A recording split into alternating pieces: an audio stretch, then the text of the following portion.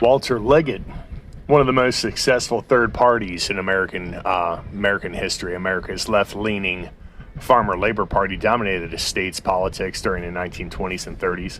Initially formed by socialists in 1918, the party was a popular alliance between farmers and urban workers that elected 3 governors and 4 senators before it merged into the Democratic Party in 1944. Floyd B. Olson, Farmer Labor's first governor, represented the party at the height of its power from 1931 to 36.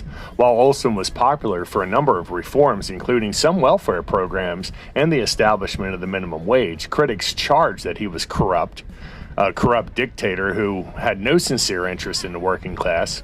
One of these critics was journalist Walter Liggett, who would later die under mysterious circumstances.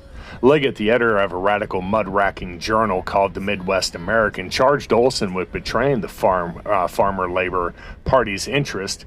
He claimed that Olson and other party leaders had ties to organized crime, especially gangsters Kid Can and Meyer Schuldberg. The administration tried to buy Liggett off with a state position, but he refused to back down. For years, Liggett was plagued with libel suits, bribes, and even phony charge of kidnapping a 16-year-old prostitute. At one point, he was assaulted by some working for Kid Can, or I think it may be Kid Con. In 1935, a right-wing reporter named Howard Guilford was shot to death after he wrote about Olson's underworld connections. Nobody was ever convicted for Guilford's murder, but Liggett believed that the identity of the culprit was obvious, so he decided to escalate his campaign against Olson.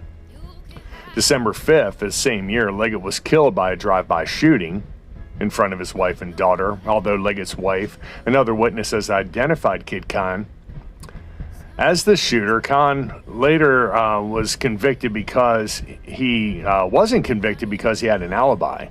While others have suggested that other gangsters might have been the shooter, it seems likely that the hit was ordered by someone with power in the Farmer Labor Party, perhaps even Olson himself.